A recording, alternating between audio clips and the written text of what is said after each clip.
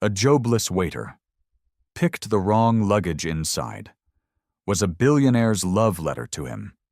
The metal click of suitcase wheels against marble echoed through LAX Terminal 7 as Danny Martinez grabbed what he thought was his battered black luggage from the carousel, his mind already calculating whether his last $43 would cover the bus fare home and maybe a gas station sandwich.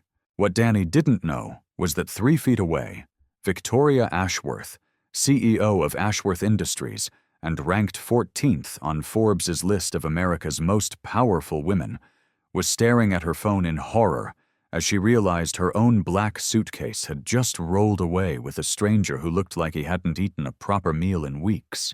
Inside that suitcase wasn't just Victoria's designer clothes and business documents. Hidden in the silk-lined interior pocket was a handwritten letter that contained her deepest secret, a confession of love so raw and vulnerable that she had spent 3 years writing, rewriting, and never sending to the one person who had captured her heart completely. The letter was addressed to someone named Daniel Martinez, as Danny disappeared into the crowd of travelers completely unaware that he was carrying the billionaire's most guarded emotions in a piece of luggage that wasn't his. Victoria Ashworth was about to learn that sometimes the universe's biggest mistakes lead to its most perfect revelations. The next 24 hours would transform both their lives in ways neither could have imagined, proving that destiny sometimes disguises itself as accident, and love sometimes arrives through the most impossible coincidences. If you find value in real stories told with clarity and truth, make sure to subscribe to stay informed with Real Father Story. Danny Martinez had been unemployed for exactly 73 days, a number he tracked with the obsessive precision of someone whose world had shrunk to the space between his empty refrigerator and his overflowing mailbox of unpaid bills. The flight from Phoenix back to Los Angeles had cost him his last reliable source of income. He'd spent his final paycheck from Romano's Italian restaurant on a plane ticket to attend his grandmother's funeral, the woman who had raised him after his parents died in a car accident when he was 12. Now at 26, Danny was returning to a city where his restaurant job no longer existed. His studio apartment rent was 3 weeks overdue, and his prospects felt as empty as his stomach. He moved through LAX with the purposeful invisibility of someone who had learned to navigate airports despite never belonging in them. His clothes were clean but worn. The black slacks and white button-down shirt he'd worn to his grandmother's service, now wrinkled from sleeping in an airport chair, because he couldn't afford a hotel near the Phoenix airport. Danny's luggage was a testament to his financial reality, a black suitcase he'd bought at a thrift store for $15, held together with duct tape and determination. The zipper stuck, the wheels wobbled, and the handle had been reinforced with electrical tape, but it had carried his few possessions faithfully through 2 cross-country moves and countless job searches. As he waited at baggage claim, Danny mentally rehearsed his strategy for the next week. Return to his apartment and hope his landlord would accept partial payment. Check every restaurant, cafe, and catering company in a 5-mile radius. Apply for any position that didn't require experience he couldn't afford to gain. Survive on ramen noodles and hope until something, anything, broke his way. The carousel lurched to life, and Danny watched dozens of pristine suitcases parade past him, like symbols of lives he couldn't access. Designer luggage with monogrammed initials. Expensive hard-shell cases that probably cost more than his monthly rent. Leather bags that whispered of business-class flights and 5-star hotels. When a black suitcase that looked roughly the size and shape of his own appeared, Danny grabbed it without hesitation. In his exhausted state, focused more on conserving energy than examining details, he didn't notice that this suitcase rolled smoothly, that its handle extended without wobbling, or that it bore no trace of the duct tape modifications that characterized his own luggage. He was halfway to the airport exit when his phone buzzed with a text from his landlord. Rent was due 3 days ago. Need payment by tomorrow or starting eviction process. Danny's stomach clenched as he calculated and recalculated numbers that refused to add up to survival. $43. No job. No family left to ask for help. No safety net except his own determination to somehow impossibly figure this out.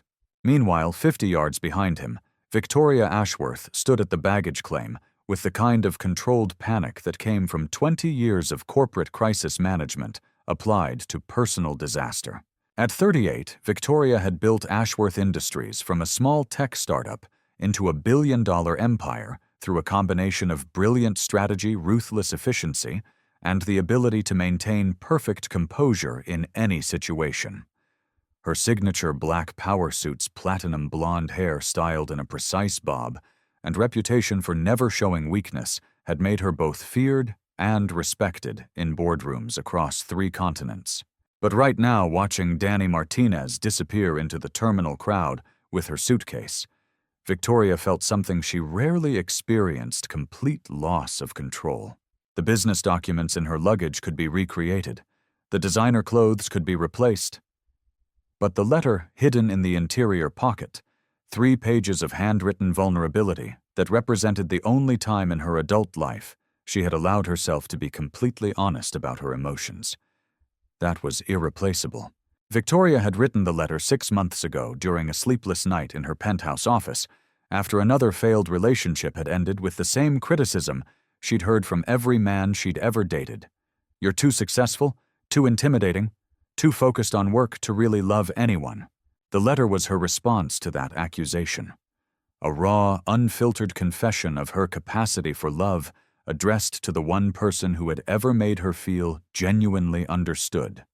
She had poured her heart onto paper, describing emotions she had never spoken aloud, admitting vulnerabilities she had spent decades hiding behind professional achievement. The letter was addressed to Daniel Martinez, not the Danny Martinez who had just walked away with her luggage.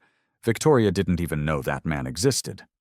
Her Daniel Martinez was someone entirely different, a philosophy professor at UCLA, whose book on authenticity in modern relationships had changed her perspective on love, success, and the possibility of finding someone who could appreciate both her strength and her softness.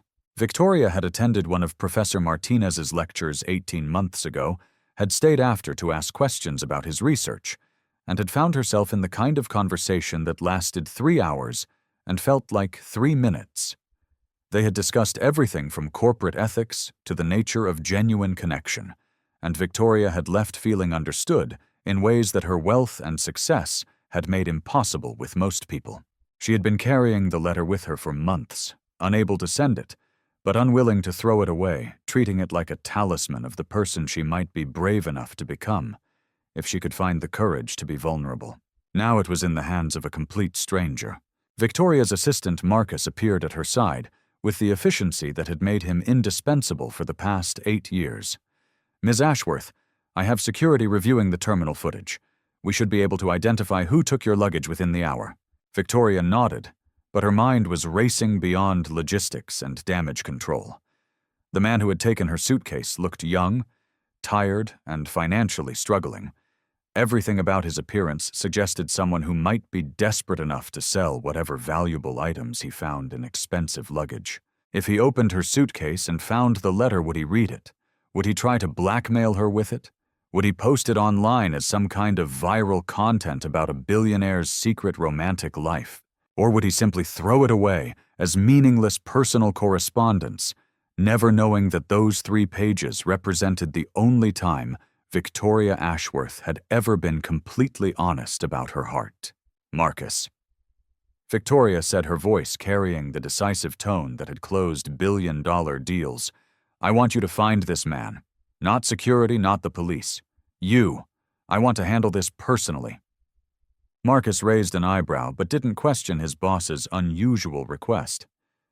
What should I tell him when I locate him? Victoria considered the question as she watched the last few passengers collect their luggage and disappear into their lives. Tell him I'd like to arrange a meeting, to thank him for returning my property. And if he's already opened the suitcase, Victoria's jaw tightened almost imperceptibly, the only sign that she was contemplating a scenario that could destroy her carefully constructed public image and private emotional walls. Then tell him I'm prepared to discuss whatever terms he thinks are appropriate. As Marcus left to begin his search, Victoria remained at the baggage claim, staring at the now empty carousel, and processing the irony that her most vulnerable moment was quite literally in the hands of a stranger whose name she didn't know, whose intentions she couldn't predict, and whose integrity would determine whether her secret remained safe or became her destruction. What Victoria didn't know was that Danny Martinez was currently sitting on a city bus, staring out the window at a city that felt foreign, despite being his home, completely unaware that the suitcase at his feet contained anything more valuable than someone else's clothes and toiletries. And what neither of them could have predicted was that by tomorrow evening the contents of that suitcase would change both their lives in ways that had nothing to do with money, power, or social status, and everything to do with the kind of connection that transcends every barrier except the courage to be authentic. The universe, it seemed, had a sense of humor about the distance between hearts and the accidents that could close it.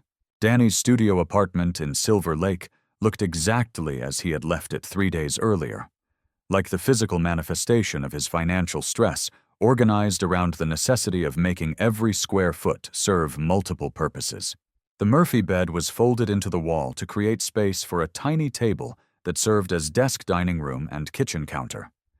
His clothes hung in a narrow closet next to a mini refrigerator that contained exactly 1 expired yogurt, half a jar of peanut butter, and a bottle of water he'd been refilling from the tap for 2 weeks.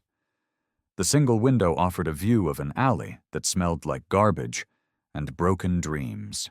But it was his space, and Danny had learned to find dignity in whatever circumstances life presented.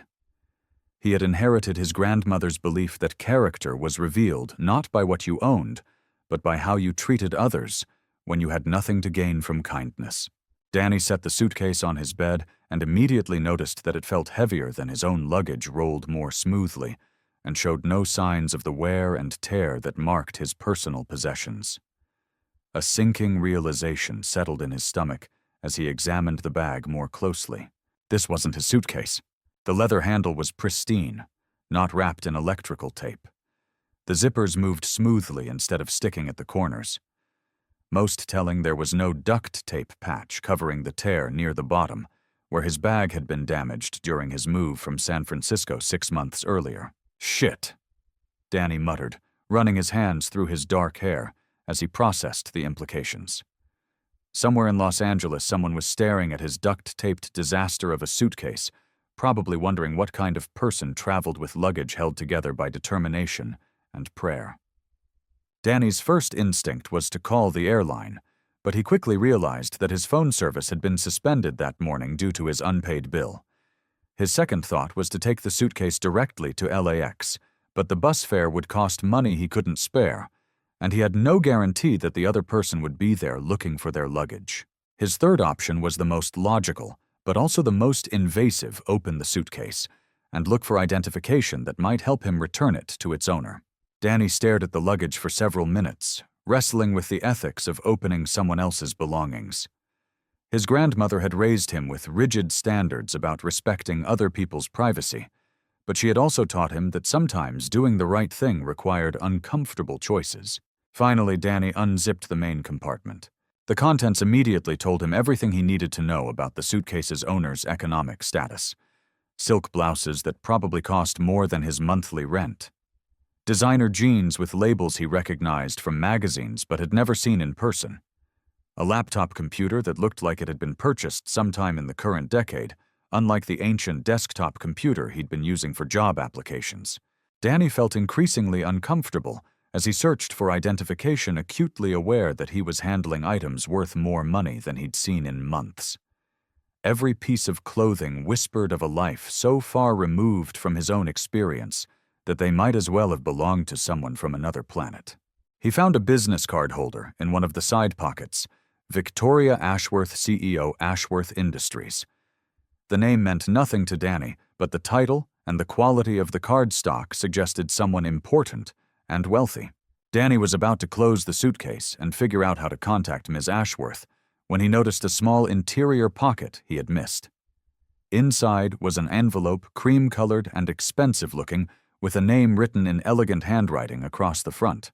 The name was Daniel Martinez. Danny stared at the envelope in complete confusion. His name was Danny Martinez. Technically Daniel Martinez on legal documents, though no one had called him Daniel since his grandmother died. But this envelope couldn't be meant for him. He had never met anyone named Victoria.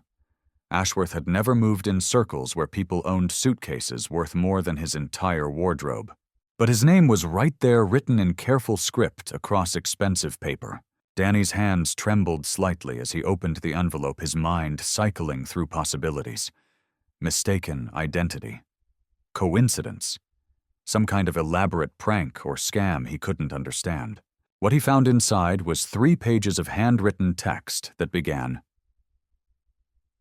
"Dear Daniel, I've started this letter 100 times, and each time I've convinced myself that a woman like me has no business feeling the things I feel for a man like you." Danny read the first paragraph 3 times before the meaning began to penetrate his confusion. This was a love letter. An incredibly intimate, vulnerable love letter from a billionaire CEO to someone named Daniel Martinez, who apparently was not him, but whose name was identical to his own. As Danny continued reading, he discovered that Victoria Ashworth had fallen in love with someone she described as a philosophy professor, whose understanding of authentic connection has changed my entire perspective on what love might look like for someone who has spent 20 years building walls around her heart. The letter detailed Victoria's feelings with the kind of raw honesty that made Danny feel like an intruder reading someone's diary. She wrote about being intimidated by her own success, about feeling disconnected from genuine emotion, about finding in this Daniel Martinez, someone who saw through her public persona to whatever person existed beneath the corporate achievement.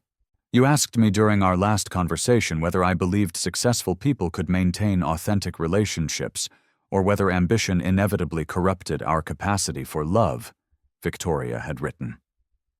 "I've been thinking about that question for 6 months, and I think my answer is this letter.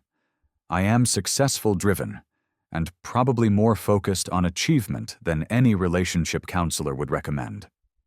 But when I'm talking to you, when you challenge my ideas about ethics and authenticity, when you look at me like you're seeing something worthwhile beyond my resume, in those moments I remember who I was before I became what I've accomplished." Danny felt his heart racing as he read Victoria's description of her feelings, her fears, and her hope that vulnerability might be possible even for someone whose public life required constant strength and control. "I know this letter might change everything between us," the letter concluded. "I know that confessing feelings for someone whose respect I value more than anyone else's is the kind of risk that terrifies me more than any business decision I've ever made. But I also know that spending the rest of my life wondering what if would be worse than knowing for certain that I was brave enough to tell you the truth about my heart." The letter was signed simply "With love and hope, Victoria." Danny set the pages down on his tiny table and stared at them for several minutes, processing what he had accidentally discovered. This wasn't just someone's private correspondence. This was someone's heart, written out in careful handwriting and carried around like a secret too precious and too terrifying to share. And it was meant for someone else entirely. Danny looked around his shabby apartment at his empty refrigerator and his overflowing pile of unpaid bills, then back at the letter from a woman whose net worth probably exceeded the GDP of small countries. The contrast between their worlds was so extreme, it felt like science fiction. But as he read Victoria's words again, Danny recognized something in her letter that transcended wealth status or social barriers. He recognized the loneliness of someone who had achieved everything society told her to want, only to discover that success without connection felt empty. He recognized the fear of vulnerability that came from being hurt, disappointed, or misunderstood too many times. Most of all, he recognized the courage it took to write down feelings that could be rejected, mocked, or used against her. Danny picked up the business card again, Victoria Ashworth, CEO, Ashworth Industries. He had no phone service, no car, and no money for transportation, But he had something more valuable than any of those practical resources. He had integrity, and he had just discovered that someone needed their heart returned to them. Danny carefully placed the letter back in its envelope, packed everything exactly as he had found it, and began planning how to return Victoria Ashworth's suitcase, along with the most precious thing it contained, her willingness to be vulnerable with someone she loved. What Danny didn't know was that across the city, Victoria Ashworth was sitting in her penthouse office, staring out at the Los Angeles skyline, and wondering whether her secret was safe, or whether her most guarded emotions were about to become public knowledge in ways that could destroy both her business reputation and her private sense of self. Neither of them could have predicted that this accident would soon become the beginning of something neither wealth nor poverty, success nor struggle could have created through intention alone. Sometimes the universe's most perfect gifts came disguised as mistakes that led to exactly where hearts needed to be. Victoria Ashworth's penthouse office occupied the entire 42nd floor of the Ashworth Industries building in Century City, with floor-to-ceiling windows that offered a commanding view of Los Angeles stretched out below like a circuit board of ambition and possibility. At 9:30 p.m., 3 hours after Danny Martinez had finished reading her letter in his studio apartment 15 miles away, Victoria stood at those windows with a glass of wine. She hadn't touched her mind, cycling through worst-case scenarios, with the strategic precision that had made her a billionaire and the emotional turbulence that made her human. Her assistant Marcus had located the man who took her suitcase within 2 hours. Security footage had provided a clear image, and facial recognition software combined with airline passenger manifests had identified him as Daniel Martinez, unemployed, recently evicted from his previous address, no current phone number on file. The name had stopped Victoria's heart for 3 full seconds. Not because she recognized the specific individual.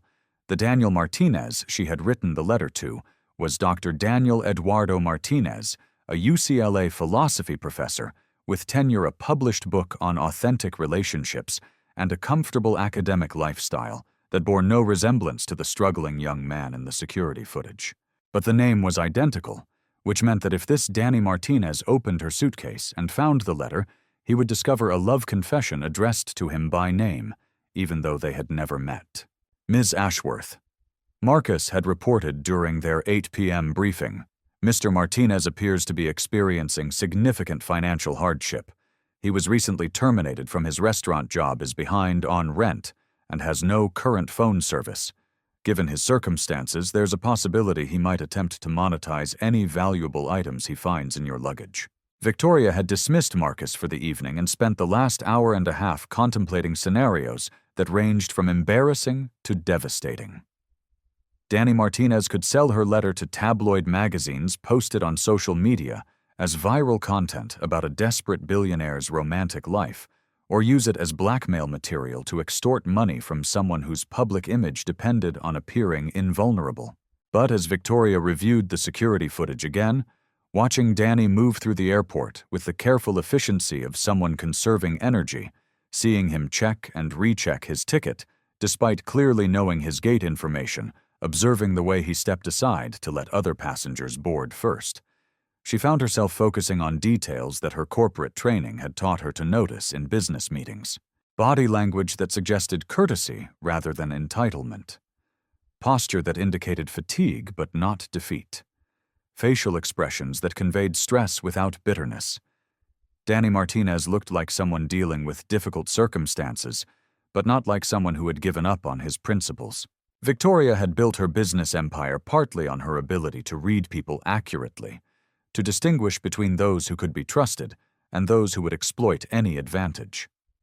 Everything about Danny Martinez's behavior in the airport suggested someone who was struggling financially, but not morally. Still, Victoria understood that desperation could corrupt even good people, and that someone in Danny's position might view her letter as a financial opportunity rather than a personal violation. Victoria's phone buzzed with a text from her head of security. Tracked Martinez to an apartment complex in Silver Lake. No current phone service, but we have his address. How would you like to proceed? Victoria stared at the message for several minutes, weighing her options. She could send security to retrieve her suitcase, potentially intimidating Danny into returning it without opening it. She could have her lawyers contact him with a non-disclosure agreement and financial incentive to return her property without examination. She could wait to see if he would contact her directly. Or she could do something that went against every principle of corporate self-protection she had learned in 20 years of business. She could trust that a stranger would do the right thing simply because it was right. Victoria made a decision that surprised her with its departure from her usual risk management strategies. Instead of sending security or lawyers, she would wait 24 hours to see if Danny Martinez would contact her voluntarily. If he was the kind of person who would return someone's private property without being forced or bribed to do so, that would tell her something important about his character. If he wasn't, she would find out quickly enough. Meanwhile, across the city, Danny was discovering that returning a billionaire's suitcase was more complicated than simply wanting to do the right thing. Without phone service, Danny couldn't call Victoria Ashworth directly. The business card listed a main number for Ashworth Industries, but Danny suspected that calling a major corporation and asking to speak personally with the CEO about a suitcase would result in being transferred through endless automated menus before being disconnected or dismissed. Danny's laptop was functional but ancient, and his internet connection was scheduled to be terminated in 2 days due to his unpaid bill. But he managed to research Victoria Ashworth online and quickly realized that he had accidentally become the custodian of property belonging to one of the most powerful business leaders in the country. The articles about Victoria painted a picture of someone who was brilliant, ruthless, and completely dedicated to professional success. Photos showed a woman with platinum blonde hair, sharp business suits, and the kind of confident expression that suggested she was accustomed to controlling every aspect of her environment. But none of the professional coverage captured the vulnerability Danny had read in her letter. The loneliness behind the achievement, the longing for connection, that success hadn't satisfied the courage required to admit feelings that could be rejected.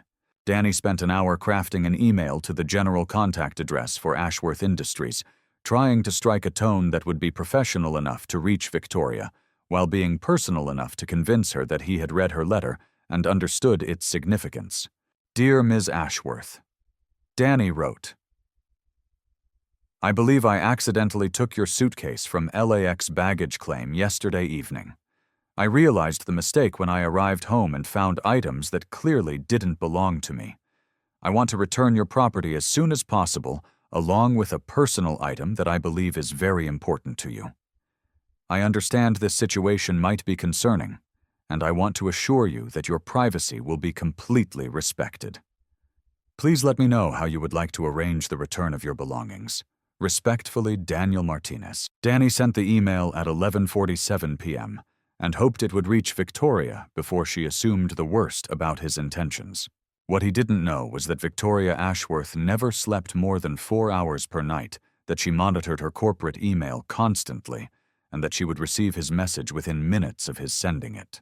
And what neither of them could have predicted was that Victoria's response would reveal something about her character that would surprise them both, setting in motion a series of conversations that would transform their understanding of trust, vulnerability, and the kind of connections that could exist between people whose lives seemed separated by every barrier except the most important one: the willingness to see each other as complete human beings, deserving of respect and kindness.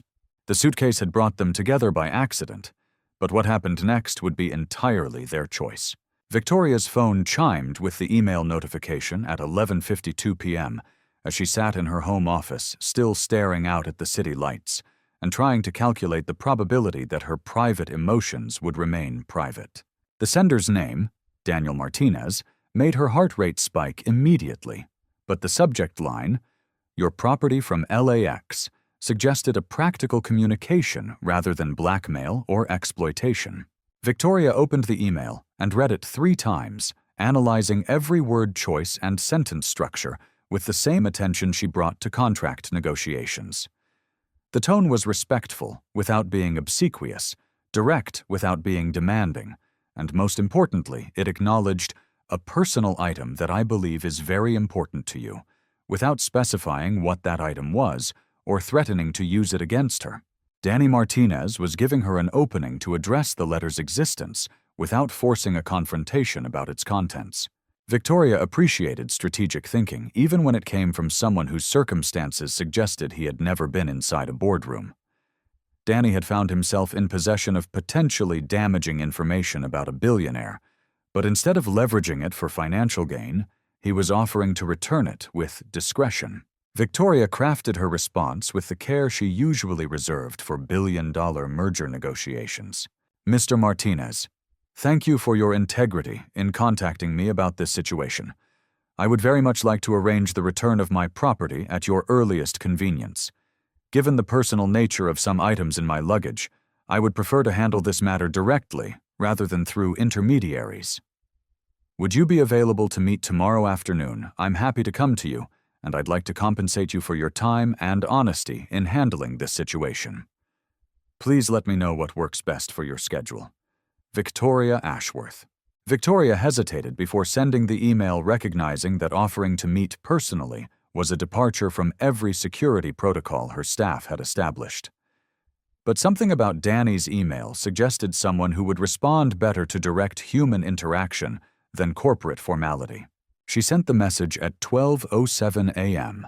and found herself staying awake until 3:15 a.m., waiting for a response that didn't come. Danny, meanwhile, had fallen asleep on his Murphy bed with his laptop open, emotionally exhausted from the stress of his financial situation, combined with the surreal discovery that he had accidentally become the keeper of a billionaire's love letter. He woke at 6:30 a.m. to the sound of construction in the alley behind his building and immediately checked his email, finding Victoria's response, waiting like an invitation into a world he had never imagined entering. Danny read her message several times, focusing particularly on her offer to come to you and her willingness to compensate you for your time and honesty. Both phrases suggested someone who understood that his circumstances might make traveling across the city difficult, and who valued integrity enough to reward it financially. But what struck Danny most was Victoria's directness about the personal nature of items in her luggage. She was acknowledging the letter's existence without forcing him to admit he had read it, creating space for both of them to address the situation with dignity intact. Danny crafted his response carefully, aware that he was corresponding with someone whose time was probably worth more per minute than he made in a week. Ms. Ashworth, I appreciate your understanding about this situation and your offer to meet personally. I'm available anytime that works for you. My address is 847 Fountain Avenue, Apt 12, Silver Lake. Please don't feel obligated to compensate me. Returning your property is simply the right thing to do. I look forward to meeting you and resolving this situation. Daniel Martinez. Danny sent the email at 7:23 a.m. and spent the next 3 hours cleaning his tiny apartment with obsessive attention to detail, suddenly aware that he was about to receive a visitor whose net worth exceeded the combined wealth of everyone he had ever met.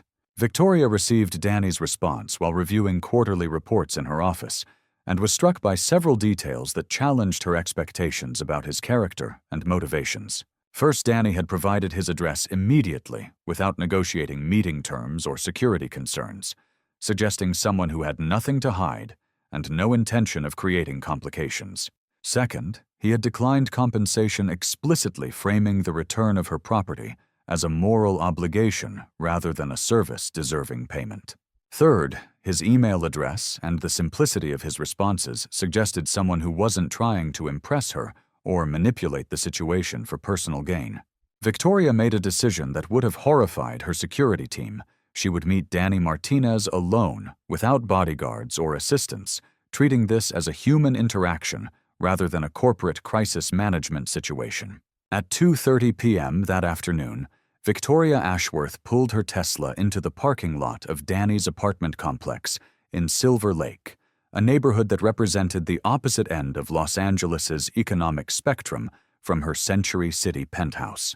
The building was a 1960s-era complex that had seen better decades: faded paint, cracked concrete walkways, and the kind of deferred maintenance that spoke to landlords who viewed housing as profit extraction rather than community investment.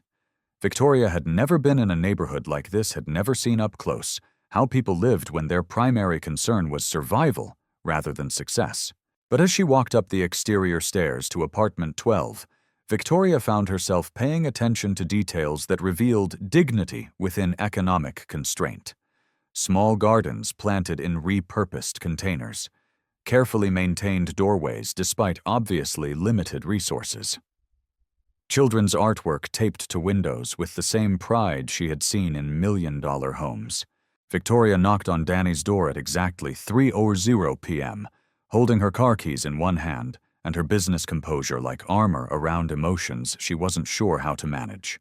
Danny opened the door, wearing the same black slacks and white button-down shirt from the airport, probably his only interview-appropriate outfit, Victoria realized. And she found herself face-to-face with someone whose presence challenged every assumption she had made about their meeting. Danny Martinez was younger than she had expected, probably mid-20s, with dark hair that needed cutting, and brown eyes that held intelligence, kindness, and a wariness that came from recent disappointments. His handshake was firm, without being aggressive, his eye contact direct without being challenging. Most importantly, Victoria recognized in Danny's expression something she understood completely: the carefully maintained dignity of someone who had been knocked down by circumstances but refused to be defeated by them. "Ms. Ashworth," Danny said, stepping aside to let her into his apartment. "Thank you for coming. Please sit anywhere you'd like." Victoria entered Danny's studio apartment and immediately understood both the extent of his financial struggles and the quality of his character. The space was impeccably clean, despite being furnished entirely with second-hand items that had been maintained with obvious care. Books were stacked neatly on shelves made from boards and cinder blocks. A small table held a laptop computer that was probably older than some of her employees. But what struck Victoria most was the absence of bitterness or self-pity in the way Danny had arranged his limited possessions. Everything suggested someone who was poor by economic measures, but rich in self-respect. "Your suitcase is on the bed," Danny said, gesturing toward the Murphy bed he had lowered to accommodate her visit. "Everything is exactly as I found it." Victoria looked at Danny's face as he made this statement, searching for signs of deception, manipulation, or hidden agendas. Instead, she saw someone who was nervous about meeting her, but completely straightforward about his actions. "Mr. Martinez," Victoria said, sitting in the single chair Danny had positioned near the table. "I want to ask you directly, did you examine the contents of my luggage?" Danny met her eyes without hesitation. "Yes, I did. I was looking for identification so I could return it to you. I found your business card and—" He paused, choosing his words carefully. "I found a personal letter addressed to someone with my name." Victoria felt her stomach clench, but Danny's matter-of-fact tone suggested someone reporting facts rather than threatening her with them. "Did you read the letter?" Victoria asked. Danny nodded. "I did. I know that was a violation of your privacy, and I apologize. But when I saw my name on the envelope, I was confused about whether it was meant for me somehow." Victoria studied Danny's expression as he admitted to reading her most private thoughts. She saw embarrassment about the privacy violation, curiosity about the name coincidence, but no trace of smugness, manipulation, or predatory intent. "And after you read it?" Victoria asked quietly. Danny was quiet for several seconds, as if choosing his words carefully. "After I read it, I realized that you had written something very personal and important to someone you care about. Someone who isn't me, even though we have the same name. And I realized that getting that letter back to you safely was more important than anything else I could do today." Victoria felt something shift in her chest, a release of tension she hadn't realized she was carrying since discovering her suitcase was missing.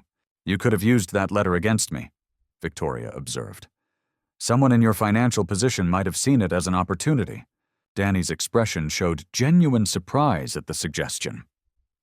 "Miss Ashworth, that letter wasn't written to me or about me. It was written by you about your feelings for someone you love. Why would I use that against you?" The question was asked with such genuine confusion that Victoria realized Danny Martinez had never even considered exploiting her vulnerability for personal gain. The possibility simply hadn't occurred to him. Because, Victoria said slowly, most people would have. Danny shook his head. Most people you know, maybe. But most people I know understand that some things are more important than money. Victoria looked around Danny's tiny apartment, at his carefully maintained second-hand furniture, his organized but minimal possessions, his obvious financial struggles, and realized she was in the presence of someone whose integrity was so fundamental to his identity that poverty hadn't compromised it. "Mr. Martinez," Victoria said, reaching into her purse for her checkbook, "I'd like to offer you a reward for your honesty." Danny held up his hand politely but firmly. "I appreciate the thought, but I can't accept payment for doing the right thing. Returning your property isn't a service I'm providing. It's just basic human decency." Victoria stared at Danny processing his refusal of money he clearly needed desperately, and realized that she had never met anyone who would decline financial assistance in order to maintain the moral purity of their actions. "What if I framed it differently?" Victoria asked. "What if I said I wanted to help you because I'm grateful, not because you earned it?" Danny smiled for the first time since she had arrived, and Victoria saw warmth and humor that transformed his entire face. "Ms. Ashworth, I think you're trying to find a way to pay me without making it feel like a transaction. I appreciate that, but I promise you, knowing that I did the right thing is worth more to me than anything else you could offer." Victoria felt tears prick her eyes, unexpectedly overwhelmed by encountering someone whose values were so intact, despite circumstances that would have justified compromising them. "Danny," she said, using his preferred name without thinking about it. "Can I ask you something personal?" Danny nodded. "The Daniel Martinez I wrote that letter to. He's a philosophy professor at UCLA who specializes in authentic relationships and ethical living. He wrote a book about maintaining integrity in a world that rewards compromise." Victoria paused, studying Danny's reaction. "After meeting you, after seeing how you've handled this situation, I'm wondering if maybe I wrote that letter to the wrong Daniel Martinez." Danny looked confused. "What do you mean?" Victoria smiled, feeling something light and hopeful bloom in her chest for the first time in months. "I mean that maybe the universe put my letter in the hands of someone who could teach me more about authenticity and integrity than any philosophy professor ever could." The silence that followed was filled with possibility neither of them had expected when Victoria knocked on Danny's door an hour earlier. The afternoon sunlight streaming through Danny's single window created a warm glow around the small table where he and Victoria sat, two people from completely different worlds, discovering that the most important distances had nothing to do with money or status, and everything to do with the willingness to be genuinely seen. Victoria found herself studying Danny's face as he processed her suggestion that perhaps she had written her letter to the wrong person with the same name. She saw intelligence, kindness, and a thoughtful consideration that reminded her of the UCLA professor she had developed feelings for, but with an additional quality that Professor Martinez lacked the authentic integrity that came from having principles tested by real hardship.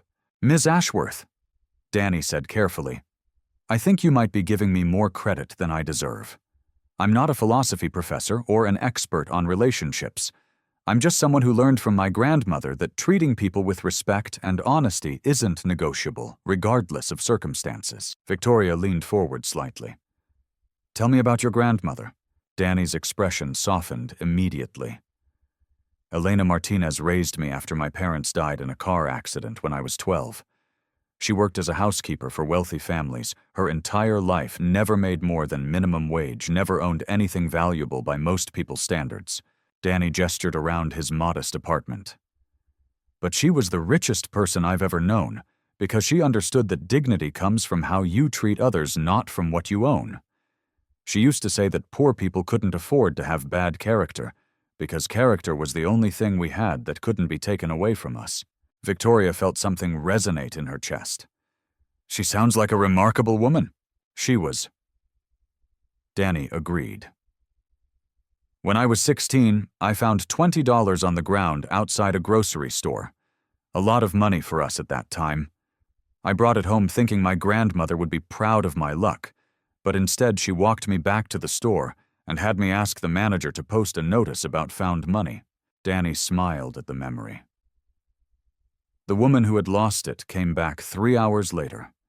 Turned out she was a single mother who had been saving that $20 for 2 weeks to buy her daughter a birthday present. When we returned it to her, she cried with relief. Victoria watched Danny's face as he told the story. "How did that make you feel? Like I understood something important about what kind of person I wanted to be?" Danny replied, "My grandmother told me that night that integrity wasn't about doing the right thing when it was easy. It was about doing the right thing when it cost you something." Victoria nodded slowly. "Your grandmother sounds like she would have liked the philosophy professor I wrote that letter about." Danny looked curious. "What made you fall in love with him?" The directness of the question surprised Victoria, but she found herself answering honestly. "He challenged me to think about whether success and authenticity could coexist, whether someone who had spent 20 years building a corporate empire could still access genuine emotions, whether I was capable of love that wasn't strategic or calculated." Victoria paused, then continued. "I've been in relationships with men who wanted to be with me because of my money, and relationships with men who were intimidated by my success. But I'd never met someone who saw both my achievements and my vulnerabilities as parts of a complete person, deserving of respect."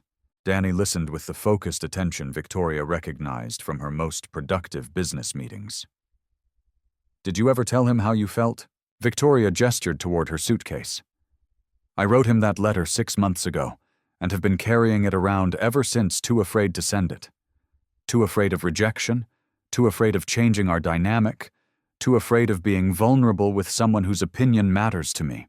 "And now?" Danny asked.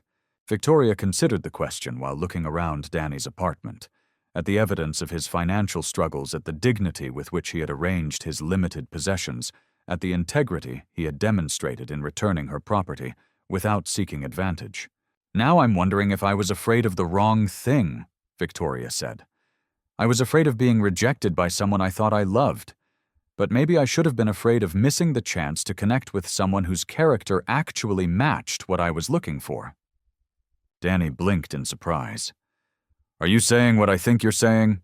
Victoria felt her heart racing in a way that had nothing to do with business negotiations or corporate pressure. "I'm saying that in 3 hours of knowing you, you've shown me more about authenticity, integrity, and genuine caring than I've experienced in years of relationships with people who shared my economic status but not my values." Victoria stood up and walked to the window, looking out at the Silver Lake neighborhood that had seemed foreign when she arrived, but now felt like a place where real life happened in ways her penthouse couldn't replicate. "Danny, I came here expecting to retrieve my property and minimize potential damage to my reputation. Instead, I've met someone who has made me question everything I thought I knew about what I was looking for in a partner." Danny remained seated, processing Victoria's words with the careful attention of someone who understood that life-changing conversations required thoughtful responses. "Victoria," he said, using her first name for the first time, "I need to be honest with you about something." Victoria turned back toward him, her heart rate spiking with anxiety about what he might reveal. "I read your letter, and it was beautiful. It was honest and vulnerable and brave in ways that made me understand why someone would fall in love with the person who wrote it." Danny paused, meeting her eyes directly. "But I also need you to know that I'm unemployed, behind on rent, and currently surviving on peanut butter sandwiches and hope. I can't take you to expensive restaurants or vacation destinations. I can't provide you with the lifestyle someone in your position probably expects from a relationship." Victoria felt tears prick her eyes at Danny's honesty about his limitations. "And I need you to know that I'm a workaholic who has never successfully balanced a relationship with my career, who struggles with vulnerability, and who has enough money to make normal dating dynamics complicated." They looked at each other across the small apartment, two people acknowledging the practical obstacles to any relationship, while recognizing an emotional connection that transcended those obstacles. "So what do we do?" Danny asked. Victoria smiled, feeling more alive and hopeful than she had in years. "We start with coffee." Real coffee, not a business meeting disguised as a social interaction. We talk about our lives, our dreams, our fears, and see if this connection we're both feeling translates into something sustainable. Danny grinned. I know a place that serves decent coffee for $3 a cup. Nothing fancy, but the owner makes the best tres leches cake in the neighborhood. Victoria laughed, realizing that she couldn't remember the last time someone had suggested an activity based on affordability rather than exclusivity. That sounds perfect, but I have one condition. Danny looked wary. What's that? You let me pay. Not because I'm trying to show off my wealth, but because I asked you out, and in my world, whoever does the asking pays for the date. Danny considered this for several seconds. Okay, but only if you promise that when I get a job, which I will, I get to take you somewhere and pay for our second date. Victoria felt her heart skip at the casual assumption that there would be multiple dates, that this connection they were exploring had potential for development rather than just novelty. Deal, Victoria agreed. But I get to pick where you take me for that second date. Danny looked curious. Where would you want to go?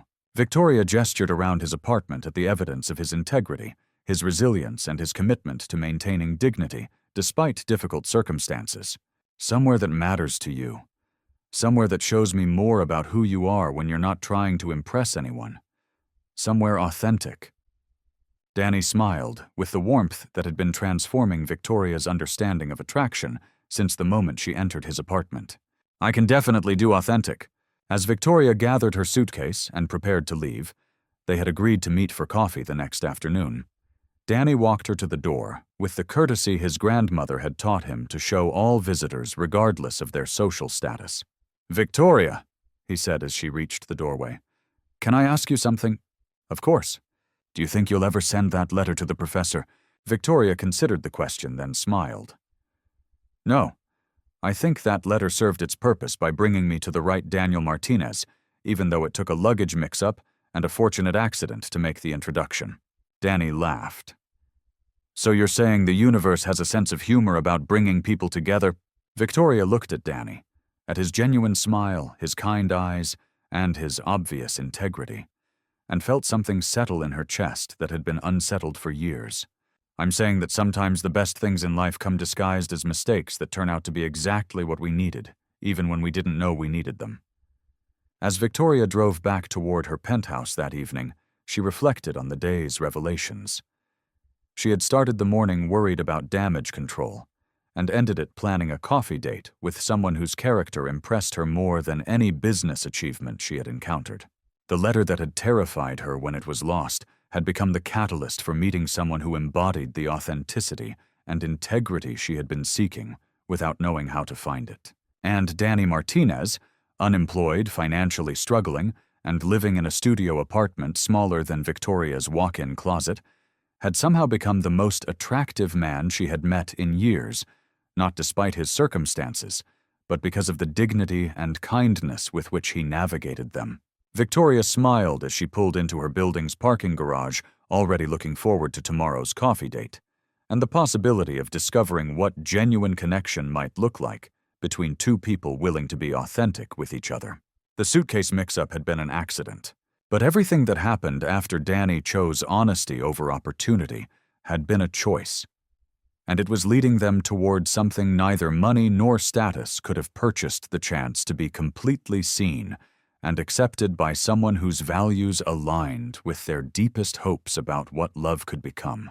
3 weeks later, Victoria Ashworth sat in Cafe Luna in Silver Lake, a neighborhood coffee shop she had never heard of before, meeting Danny working on quarterly budget projections while waiting for him to return from his first day at his new job.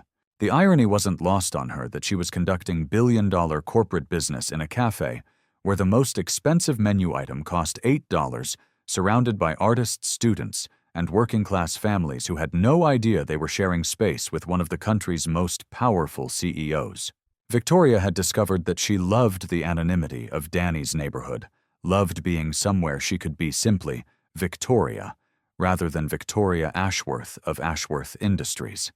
For 3 weeks, she had been exploring Los Angeles through Danny's eyes, discovering food trucks that served incredible meals for less than she usually spent on coffee, visiting museums on their free days, attending outdoor concerts in parks she had driven past for years without noticing. Most surprisingly, Victoria had found that scaling down her lifestyle to match Danny's budget had been liberating rather than restrictive.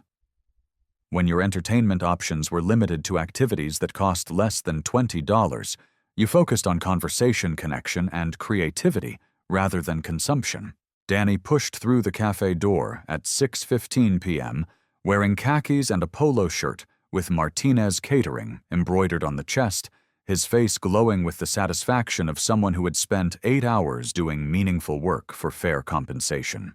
Victoria had used her business connections to help Danny find the job, not by pulling strings or making calls, but by providing him with interview coaching and helping him craft a resume that highlighted his customer service experience and work ethic.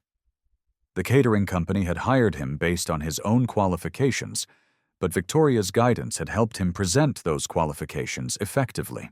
"How was day one?" Victoria asked, as Danny slid into the booth across from her. Danny's grin answered her question before his words did. "Incredible.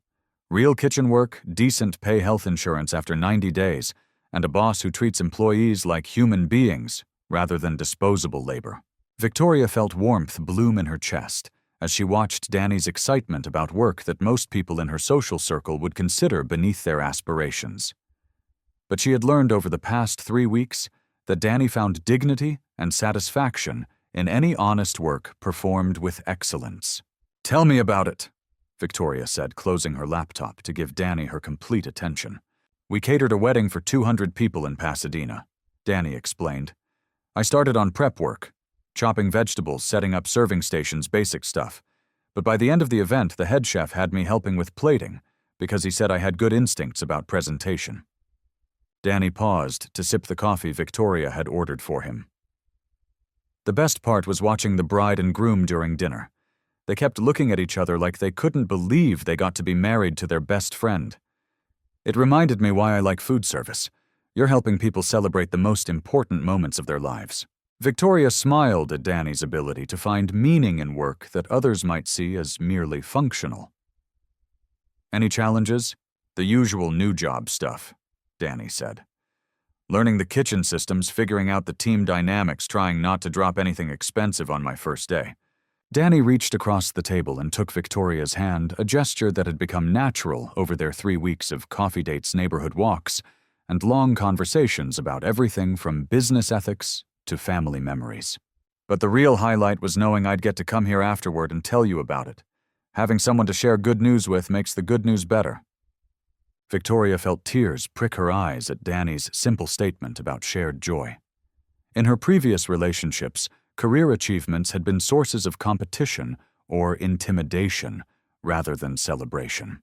"Victoria," Danny said, his expression becoming more serious, "I need to ask you something, and I want you to be completely honest." Victoria felt her stomach clench slightly. "What is it? Are you happy? I mean really happy spending time in my neighborhood, eating at places that don't have dress codes, dating someone who gets excited about a job that pays $15 an hour?" The question revealed Danny's ongoing insecurity about the vast difference in their financial circumstances, something they had discussed several times over the past 3 weeks. Victoria considered her answer carefully, not because she was uncertain, but because she wanted to help Danny understand something important about what happiness meant to her. "Danny, 3 weeks ago, I was eating alone in restaurants that cost more per meal than most people make in a day, living in a penthouse that felt empty, despite being decorated by award-winning designers, and working 80-hour weeks because I had nothing else to do with my time." Victoria squeezed his hand. "Since I met you, I've laughed more relaxed, and felt more connected to my own life than I have in years. Yesterday, when you texted me a picture of the sunset from your apartment roof, I left a board meeting early just so I could drive over and watch the rest of it with you." Danny looked surprised. "You left a board meeting for a sunset?" Victoria nodded. "A sunset with you was more important than anything we were discussing in that conference room. That's not something the old Victoria would have done, and it's definitely not something I would have done for anyone else I've ever dated." Danny smiled, but Victoria could see he was still processing the implications of their relationship's unusual dynamics. "I know this is complicated," Victoria continued. I know that dating someone with my wealth and public profile creates pressures and questions that wouldn't exist in a normal relationship. But Danny, what we have isn't normal. It's extraordinary. Victoria paused, then continued with the vulnerability she had been practicing since reading her own letter, and realizing how much courage authenticity required. I've spent 20 years building a life that looked successful from the outside, but felt empty from the inside. Meeting you showed me the difference between achievement and fulfillment, between being impressive and being happy. Danny was quiet for several minutes, processing Victoria's words while watching the early evening bustle of cafe customers, students studying couples on dates, friends catching up over coffee. Victoria, he said, finally, I need to tell you something that might change how you feel about me. Victoria's heart rate spiked, but she kept her expression calm. What is it? Danny pulled out his phone and showed her a bank account balance $847. This is everything I have in the world, Danny said. My first paycheck won't come for 2 weeks, and even then I'll be spending most of it on catching up with bills and rent. I can't afford to take you anywhere nicer than this cafe. I can't buy you gifts that match what you're probably used to receiving. I can't contribute financially to this relationship in any meaningful way. Danny met her eyes directly. I need to know that you're okay with dating someone who brings emotional support and genuine caring to the relationship, but not economic security or social advancement. Victoria felt her heart break slightly at Danny's assumption that his value in a relationship was primarily financial, but she also felt profound gratitude for his honesty about his concerns and limitations. Danny, Victoria said gently, do you know what my life was like before I met you? Danny shook his head. I had dinner alone most nights while reviewing business documents. I attended social events where people wanted to network with me rather than genuinely know me. I went on dates with men who were either intimidated by my success or interested primarily in my money. Victoria leaned forward. I had everything our society tells us we should want: wealth, power, recognition, luxury, and I was profoundly lonely. I had achieved every external measure of success while completely failing to create the internal experience of connection and joy. Victoria gestured around the cafe they had made their regular meeting place. In 3 weeks of dating you, I've experienced more genuine happiness than in 3 years of my previous lifestyle. You've shown me parts of this city I never knew existed, introduced me to food I never would have tried, and helped me remember what it feels like to be excited about spending time with another person. Danny listened with the focused attention Victoria had come to associate with his approach to important conversations. More than that, Victoria continued, you've challenged me to think about what kind of person I want to be, not just what kind of professional I want to become. You've shown me that integrity, kindness, and authenticity are more attractive than any luxury I could purchase. Victoria paused, then smiled. Danny, I don't need you to contribute financially to this relationship. I need you to keep being someone whose character makes me want to become a better person. I need you to keep showing me what authentic connection feels like. I need you to keep being honest about your feelings, your concerns, and your dreams. Danny was quiet for several more minutes, clearly processing the implications of Victoria's perspective on their relationship's dynamics. So what does that look like practically? Danny asked. How do we navigate the reality that you can afford anything and I can afford almost nothing?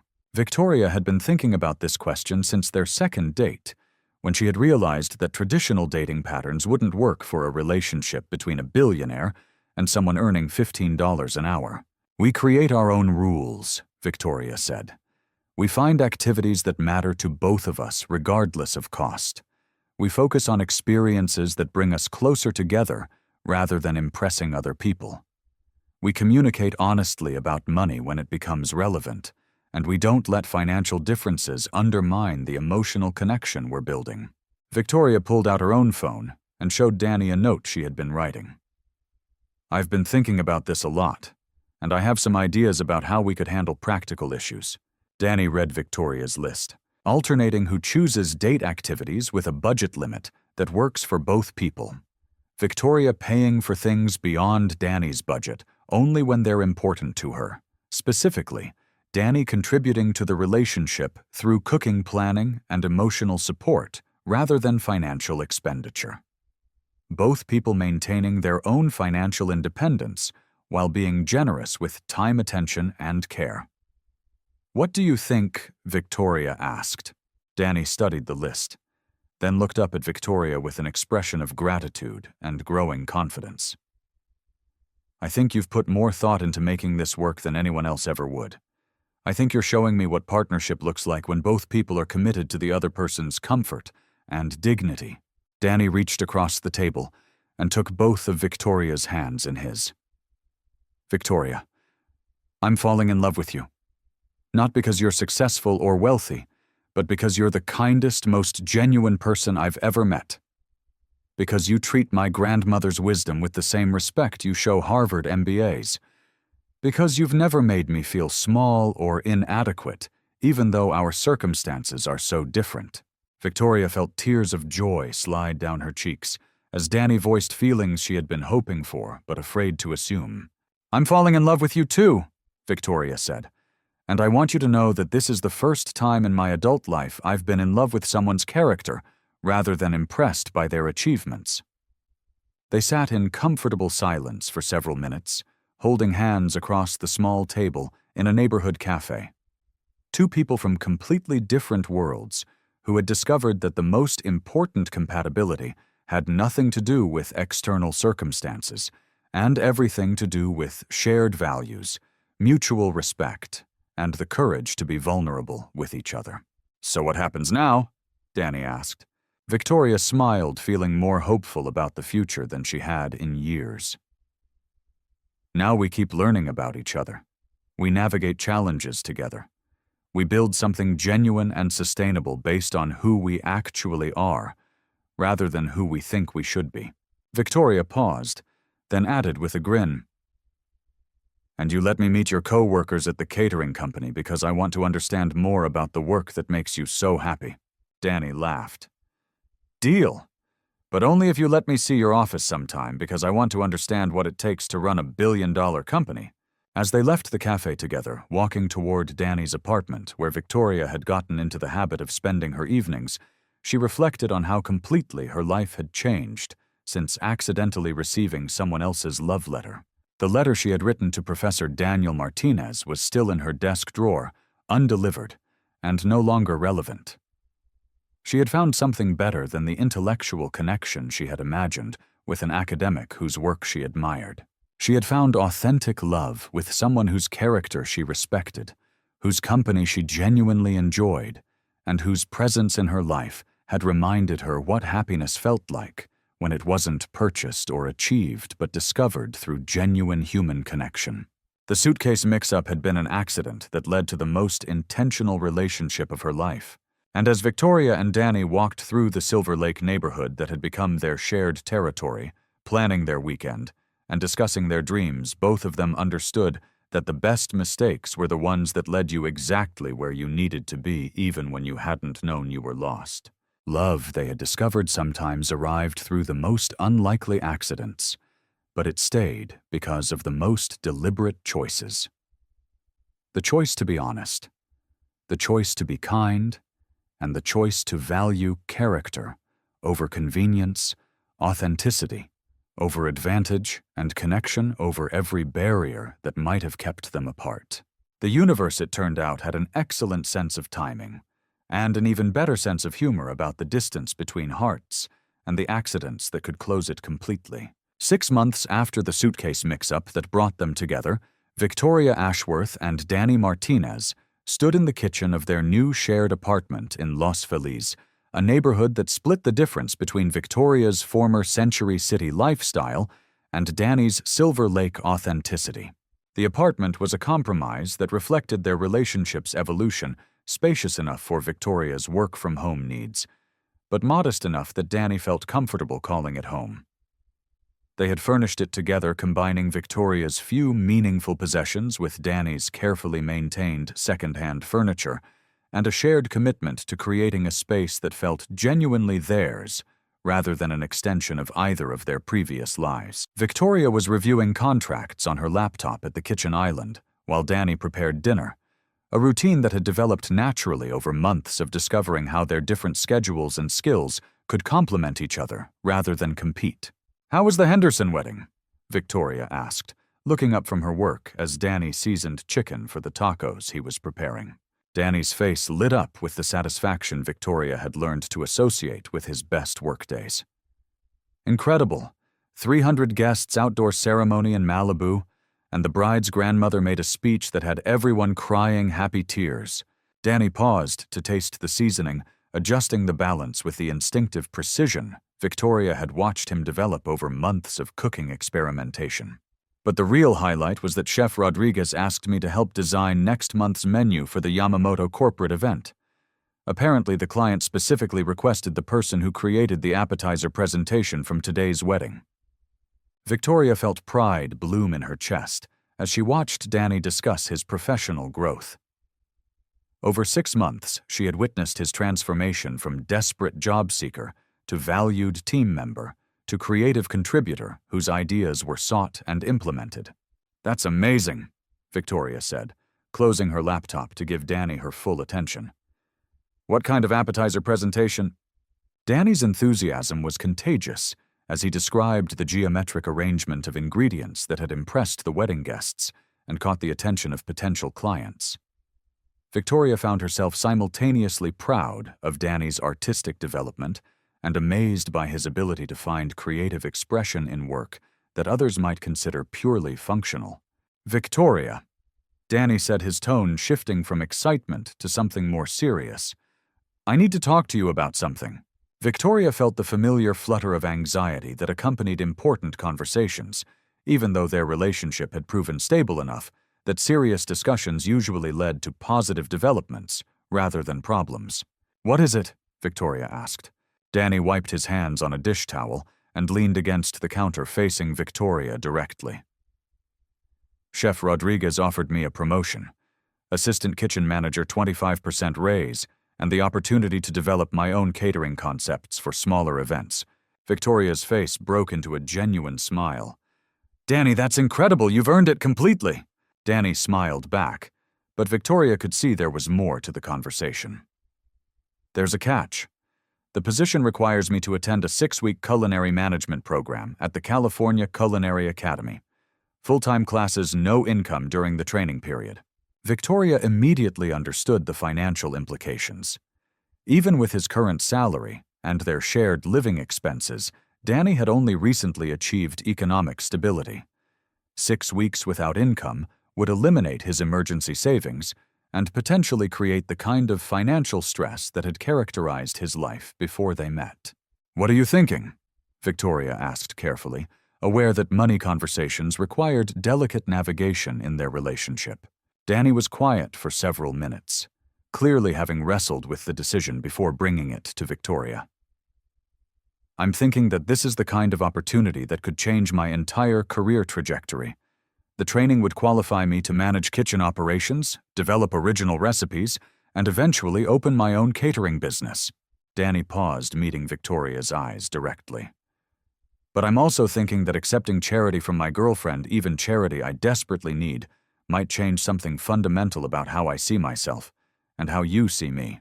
Victoria felt her heart ache for Danny's internal conflict between ambition and independence, understanding that his self-respect was built partly on his ability to support himself through his own efforts. "Danny," Victoria said gently, "what if we don't think of it as charity?" Danny looked curious but wary. "What do you mean?" Victoria had been anticipating this conversation since Danny first mentioned the possibility of career advancement opportunities that might require financial flexibility he didn't possess. "What if I invested in your culinary education the same way I would invest in any business venture with strong fundamentals and growth potential?" Victoria pulled out her phone and showed Danny a document she had been preparing. "I've been researching the culinary management program, the job market for trained kitchen managers, and the potential return on investment for someone with your work ethic and creative abilities." Danny read Victoria's analysis with growing amazement. She had calculated his potential increased earnings over 5 years, researched successful catering businesses started by program graduates, and projected the timeline for him to achieve full financial independence at his new income level. "You're proposing to treat my education as a business investment?" Danny asked. "I'm proposing to invest in your success because I believe in your abilities, and I want to support your dreams," Victoria clarified. "But if framing it as a business arrangement makes it easier for you to accept, then yes, consider it a loan with favorable terms and a repayment schedule that works with your projected income growth." Danny studied Victoria's projections, clearly impressed by the thoroughness of her analysis and touched by the faith it demonstrated in his potential. "What kind of terms?" Danny asked. Victoria smiled. 0% interest, no payments required for the first year, and after that you pay back whatever amount feels comfortable based on your actual earnings, rather than a predetermined schedule. Danny was quiet for several minutes, processing the offer, while stirring the taco filling and considering the implications for both his career and their relationship. "Victoria," he said finally, "why are you willing to do this for me?" Victoria had been expecting this question, and had spent considerable time thinking about her motivations, wanting to be completely honest with herself and with Danny about why his success mattered to her.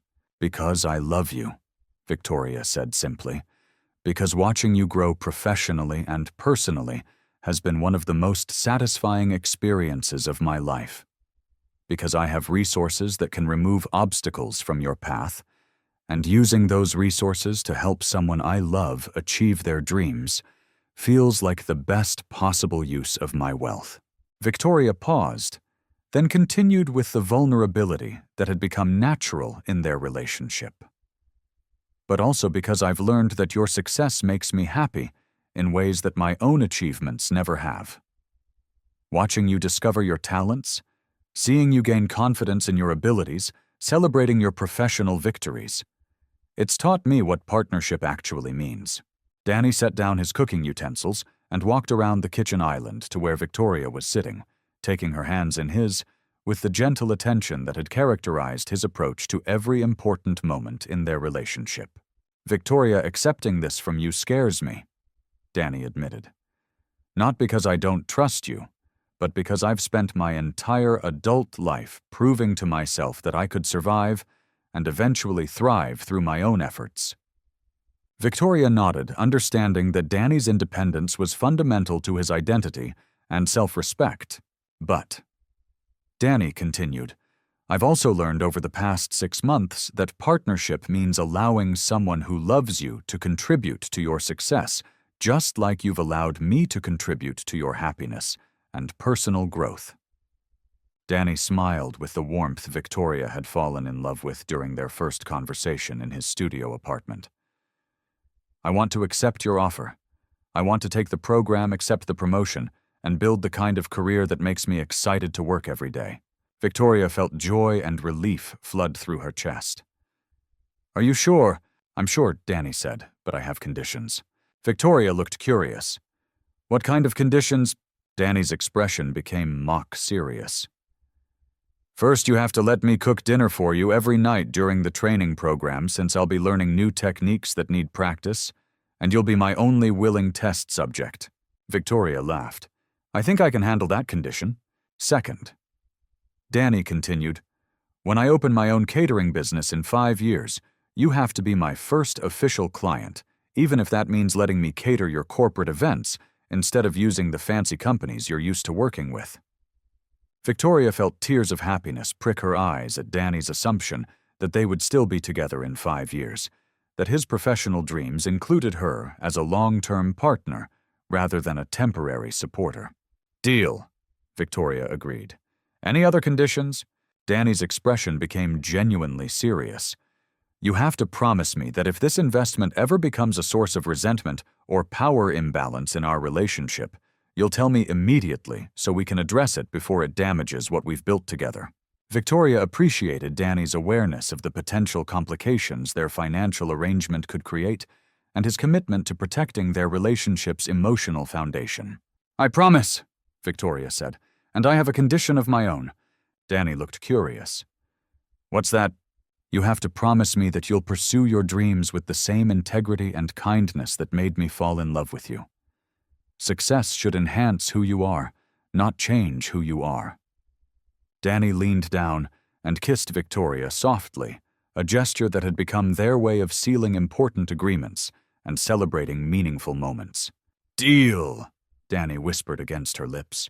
As they returned to preparing dinner together, Victoria chopping vegetables while Danny finished the taco filling, both of them felt the satisfaction of having navigated another challenge in their relationship with honesty, respect, and mutual support. "Victoria," Danny said, as they worked side by side in their shared kitchen. "Do you ever think about that luggage mix-up and wonder what would have happened if you had grabbed the right suitcase?" Victoria considered the question while arranging ingredients Danny had prepared, thinking about the chain of accidents and choices that had led them to this moment of domestic contentment and shared dreams. "I think about it all the time," Victoria said, "and I'm grateful every day that the universe has such a good sense of humor about bringing people together." Victoria paused, then smiled. "Although I've stopped thinking of it as an accident. I think we were supposed to meet, and the suitcase mix-up was just the most efficient way to make that happen." Danny laughed. "So you're saying destiny disguised itself as incompetent baggage handling. I'm saying that the best things in life often come disguised as problems that turn out to be gifts," Victoria replied. "And that sometimes love arrives through the most impossible coincidences that stop seeming impossible once you understand they led you exactly where you needed to be." As they sat down to dinner in their shared apartment, planning Danny's upcoming education and discussing their weekend plans, Victoria reflected on how completely her understanding of success and happiness had been transformed over the past 6 months. She had spent 20 years building a life that impressed other people while leaving her personally unfulfilled. Meeting Danny had taught her the difference between achievement and contentment, between being envied and being loved, between accumulating wealth and creating meaning. The love letter she had carried around for months, too afraid to send to Professor Martinez, was still in her desk drawer. But it no longer represented missed opportunity or unrequited feelings. Instead, it represented the bridge between who she had been when she wrote it and who she had become through loving Danny. Someone brave enough to be vulnerable, generous enough to invest in another person's dreams, and wise enough to recognize that the best relationships were built on character rather than circumstance. Danny's presence in her life had reminded Victoria that love wasn't about finding someone who impressed you, but about finding someone who inspired you to become the best version of yourself. And as they cleaned up dinner together, talking about Danny's career goals and Victoria's plans to scale back her work hours to spend more time on their relationship, both of them understood that they had found something rare. A partnership built on mutual respect, shared values, and the kind of authentic connection that made every day feel like a gift rather than an obligation. The suitcase mix-up had been an accident. But everything they had built together since then had been a choice. The choice to be honest about their feelings, the choice to support each other's growth, the choice to create a life together based on love rather than convenience, authenticity rather than advantage, and the belief that the best relationships were the ones where both people became more themselves through the experience of being genuinely known and accepted by someone who valued their character above all else. The universe, as it turned out, had excellent timing when it came to matters of the heart.